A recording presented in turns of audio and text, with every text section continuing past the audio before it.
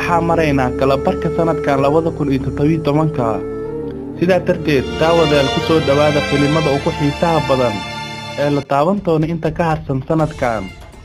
ugu horeen waxaa bilowga sanadkan aynu ku jirno soo baxay filimo waaweyn oo ka mid yihiin filimka Ra'iis oo hogaamiyaha ka yahay Shahrukh Khan. sidoo kale waxaa adriisha ka eeg Mahira Khan. filimka Qaabil waxaa hogaaminaya Hrithik Roshan iyo adriishada Yami. sidoo kale Akshay Kumar ama Mr. Bond ayaa la yimid filimka Jolie LLB 2. Uma Qureshi ayaana adriisha ka ahayd. Faruq Dhawan iyo Alia Bhatt waxa uu soo baxay bilowga sanadkan filimka Badrinath Ki Dulhaniya.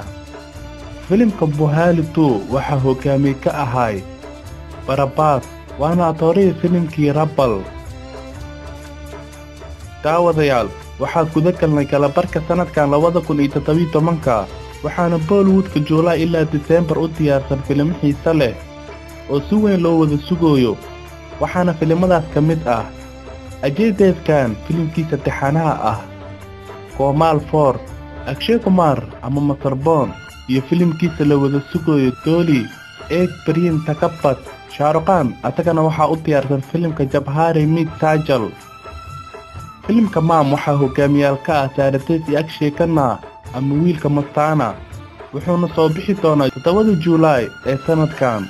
filimka Munna Michael waxaa hogaamiye ka ah Tiger Sharif waxaana lagu wadaa inuu soo baxo 12 July ee sanadkan.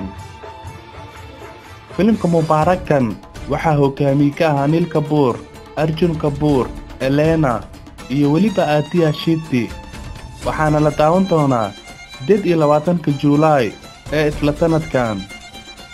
filimka A Gentleman waxaa wada jilayo Siddharth Malhotra iyo Jacqueline. filimkan 25 Agoosto ee isla sanadkan ayaa asagana la daawan doonaa.